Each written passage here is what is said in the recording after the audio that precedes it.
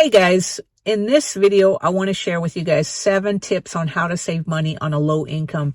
Now, I know trying to save money on a low income is extremely challenging. How do you squeeze more money from your paycheck if you're already living paycheck to paycheck?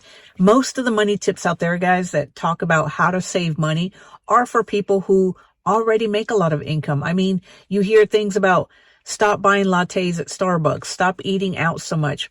If you're on a low income like me, guys, we don't do any of that stuff. So those tips are not going to be helpful.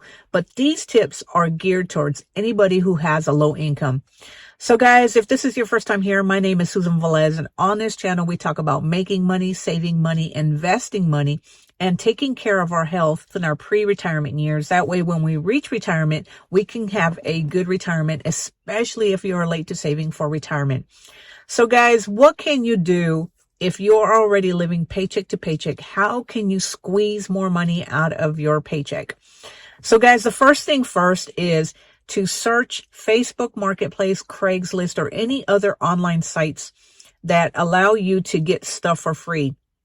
Now, if you're in the middle of a project, I know I met some people in Florida when we went to Florida, and they were actually in the process of remodeling the house. All the remodeling that they had done, they had gotten most of the wood for free. So you might not think that people give away stuff for free, but if you look on Craigslist or Facebook Marketplace, you're going to see that a lot of people are offering stuff for free. And not just that, guys, but I don't know in your area, but in our area, sometimes they have like big bulky item pickups. So if you go through the ritzier areas where when you know that it's a bulk item pickup, and you can usually find this information online. If you look through, you find out when the city is picking up huge items, bulky items.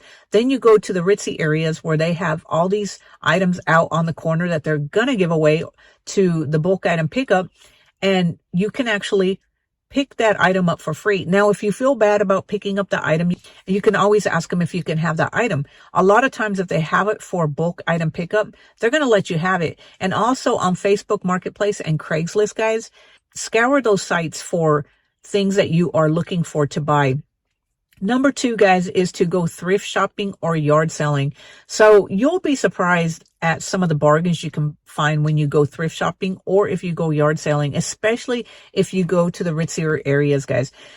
Try to hit up the yard sales in the nice areas of town. And a lot of times you're going to find stuff that would cost you a lot more in the store, and they're in still good condition, but you're not going to pay near as much as if you bought it at a store. So don't overlook going to yard sales and thrift stores. Number 3, guys, is a little bit different than just saving money. It's a little hack that a friend of mine used, and it is donating plasma.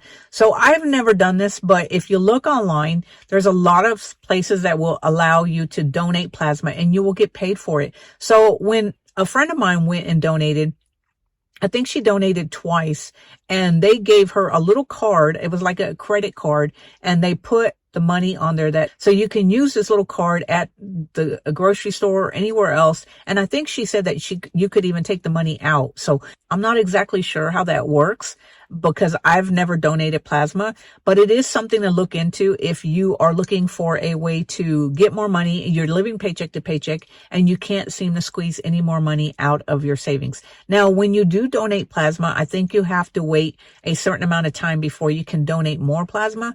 But if you live near a plasma donation site, it might be something worth looking into.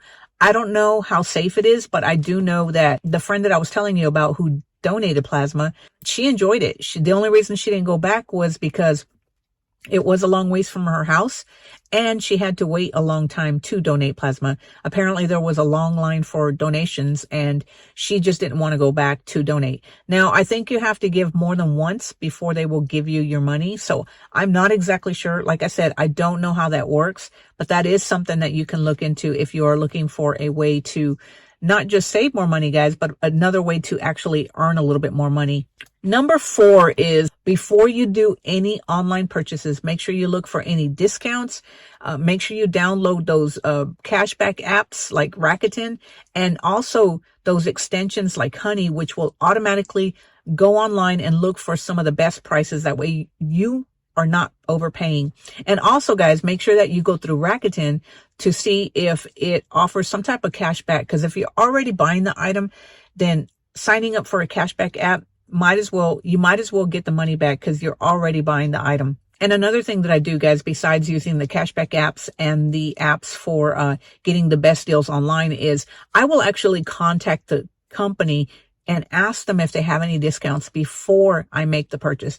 Because when I purchased these sandals, guys, the barefoot sandals that I've been wanting, I had a 10% coupon that I found online, and I contacted the company and asked them if they had a better coupon. They offered me a 15% coupon as opposed to a 10% coupon. Another thing you can do, guys, before you buy something online is you sign up for their email list, and a lot of times they will send you a better coupon that you can find online. Now, you don't have to stay subscribed to their email list. When you sign up for their email list, a lot of times the companies will give you a better deal than what you'll find online. So don't hesitate to sign up for somebody's email list before you buy something.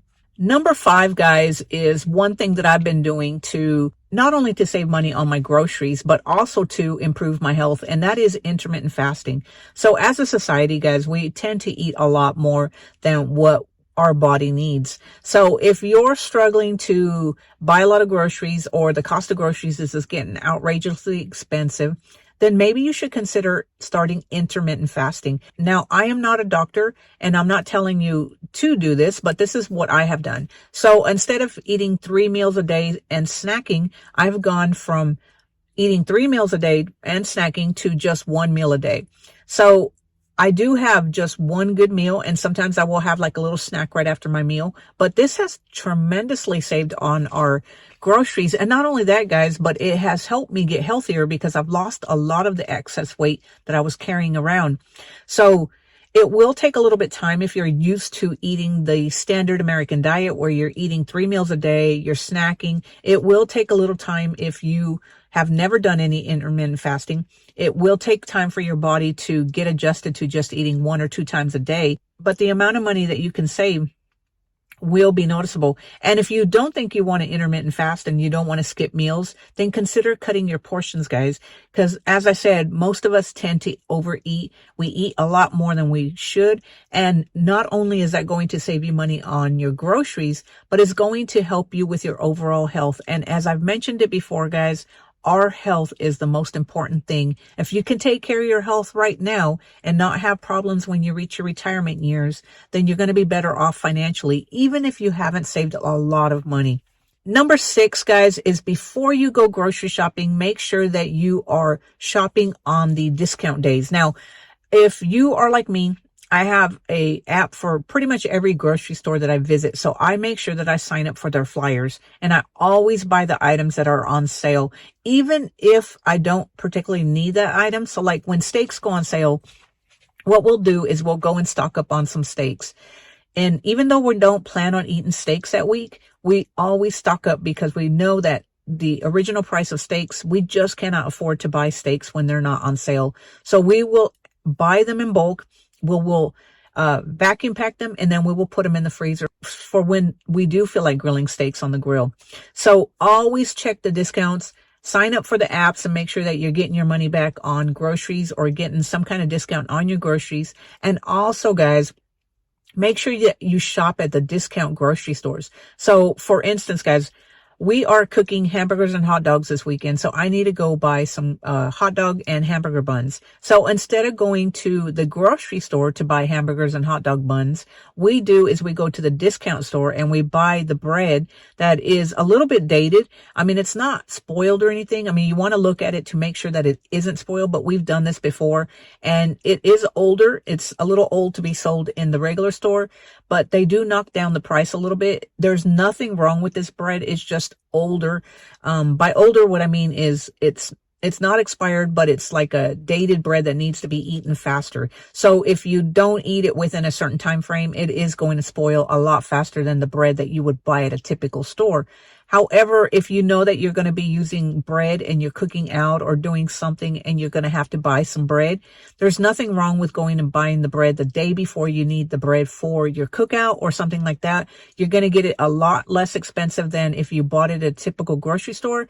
And if you're eating it right away, you're not even going to notice that it's not the same bread that you would pay $6 a loaf versus if you buy it at a discount store, it's going to cost you half the price of what you would be paying. So don't overlook shopping at discount grocery stores because it will save you money.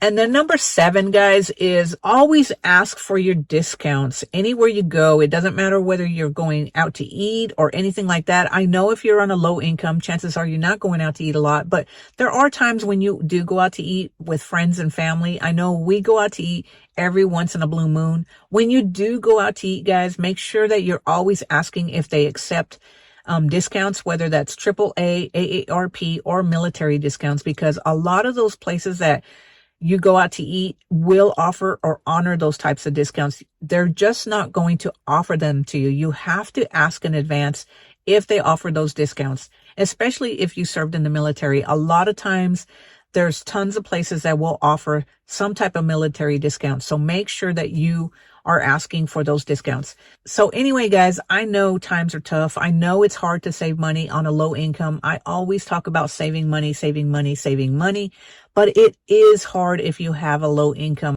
I know we don't have a lot left over after every pay period, but we have managed to use some of these frugal hacks to save us money. And guys, you just got to get a little creative sometimes on how to save money.